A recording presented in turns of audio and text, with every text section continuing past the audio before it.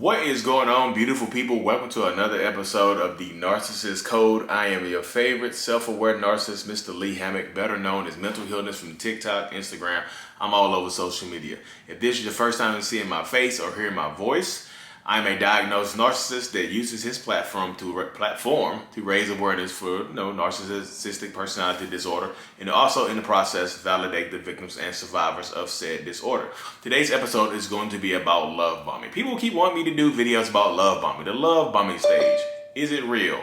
How does it work? Things of that nature right there. So let me go tell you right now, straightforward, that the love bombing phase, during the love bombing phase, from the narcissist perspective, the narcissist, me in this question, really do care about you, and we think that we love you. We want to give you the world. We shower you with everything that you want and need. All the pull out all the stops, all the bells and whistles and things of that nature. Like literally want to make you the happiest person on this planet. Want to give it to you all.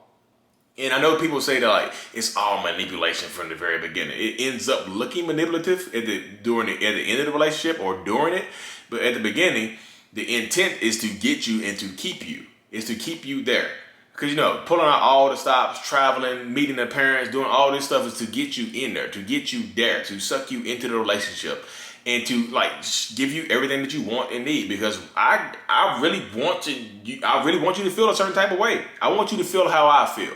I want how I feel about you, I want the world to know it. And a lot of times, and during a love bombing phase, I describe it like a candle being lit. Like let's take a candle for instance. Like you take the narcissist takes the candle and lights it at the beginning of the love bombing phase. Lights the entire candle, is burning hot, is burning bright. Trips, traveling, love, tenderness, caring, affection. Listening to you, a shoulder to cry on. Being a sound box, just a sounding station for your every word. Like when you want to talk to somebody, you can talk to me, you can talk to her. You know what I mean? And the candle is burning bright as possible. The candle is burning bright, is going high. It is, it's the love bomb. It's the flame is hot. It's burning. It's burning so bright and so hot. You never had your candle lit like this, literally. The candle, the flame is high. It is, the blue heat. When the fire gets hot enough, it burns blue. The blue heat is going on right there. It gets to the point where there's like blue heat, there's blue flame, there's a blue blaze going on and things like that.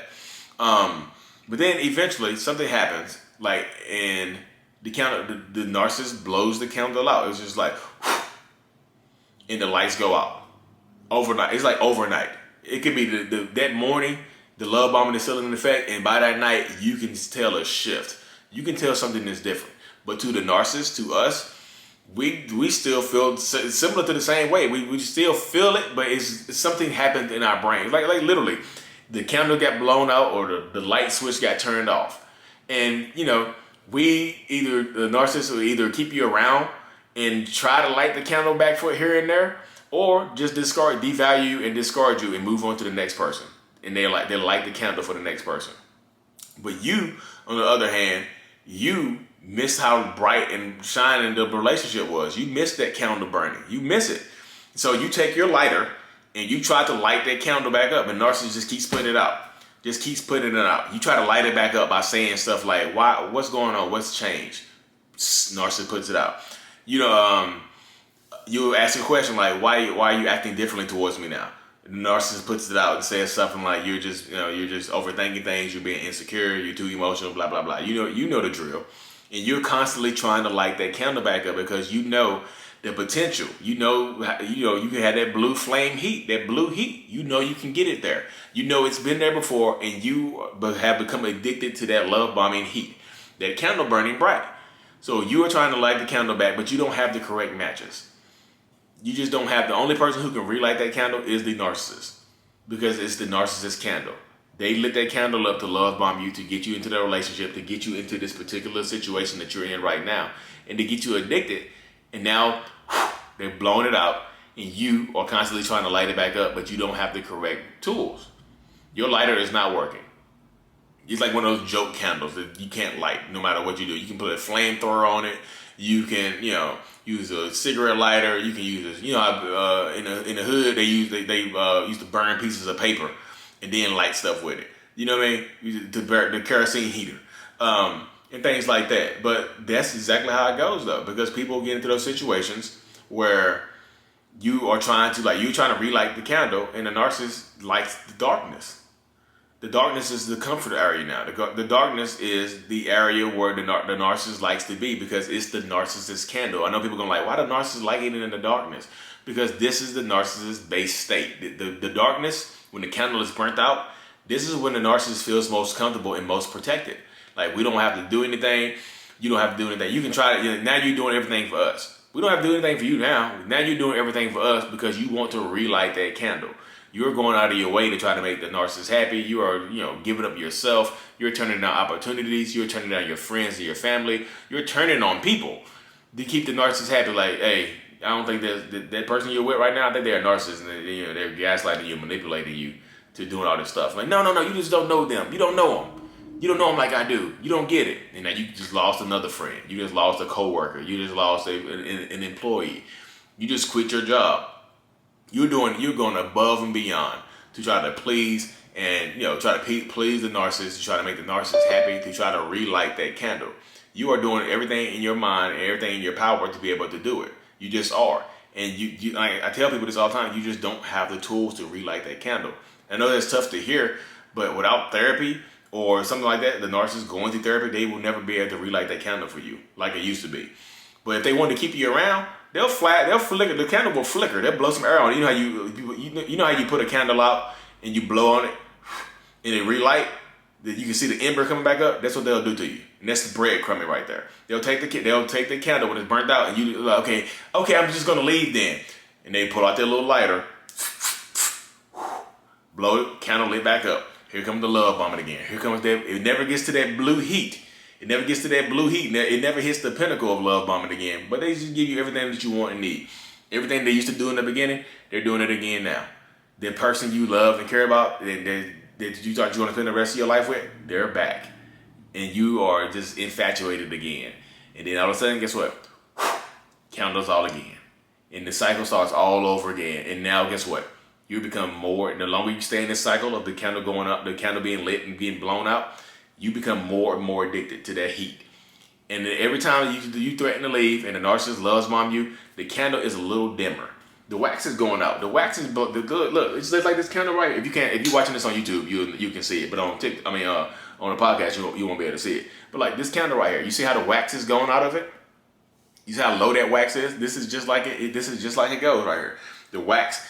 The more and more the narcissist lights that candle up for you, the less wax remains. So the less that candle burns bright. The dimmer the light. The dimmer the light of that candle. And you can't, and before that wax, when the wax burns all the way out of that candle, guess what? They discard you, they devalue you, and they leave you for somebody else. And they pull out another candle and light it for the next person.